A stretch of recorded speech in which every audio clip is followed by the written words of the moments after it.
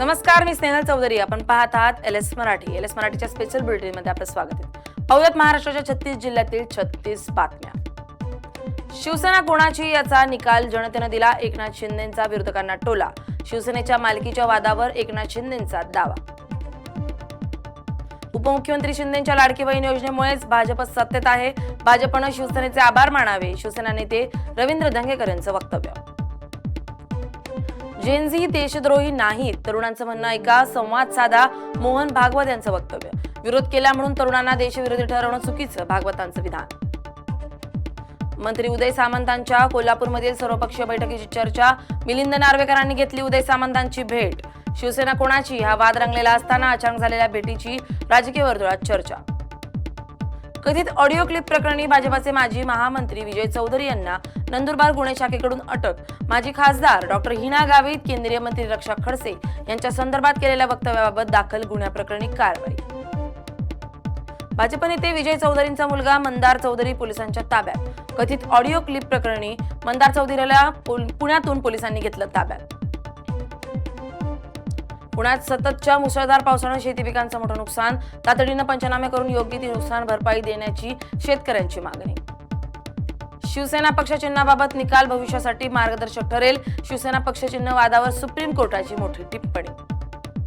माजी केंद्रीय मंत्री शिवराज पाटील चाकूरकर यांच्या पुतळ्याच्या मुद्द्यावरून राजकारण तापलं.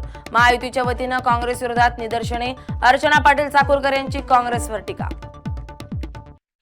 स्मशानभूमी अभावी पेटलेल्या सरणावर ताडपत्री धरून अंत्यविधी. पुण्याच्या राजगड तालुक्यातील दुर्गम खोपडेवाडीतील धक्कादायक प्रकार.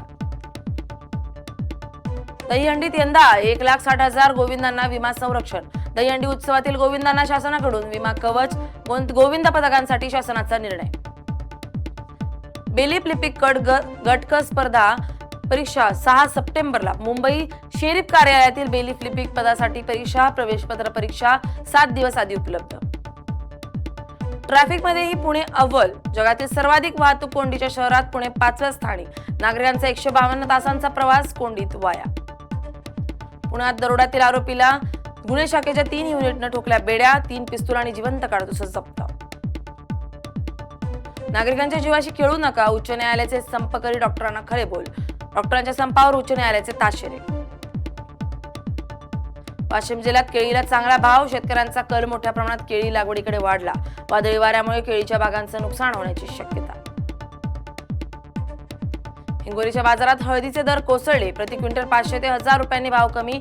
शेतकरी आणि व्यापाऱ्यांमध्ये चिंतेचं वातावरण निर्माण. अमरावती येथील मुथूट फिनकॉर्प घोटाळा प्रकरण.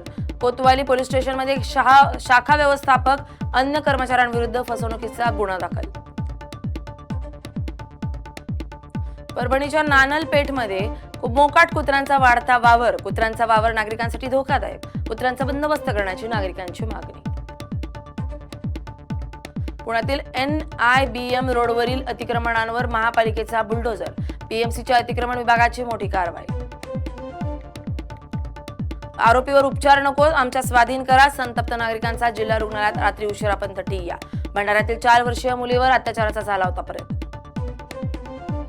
भंडाऱ्याच्या तुमसरमध्ये पत्नीच्या डोळ्यात देखत वाघानं गुराख्याला खेचून नेलं. वाघाच्या हल्ल्यात पतीचा दुर्दैवी मृत्यू. घटनेमुळे परिसरात भीतीचं वातावरण. रायगड जिल्ह्यात HS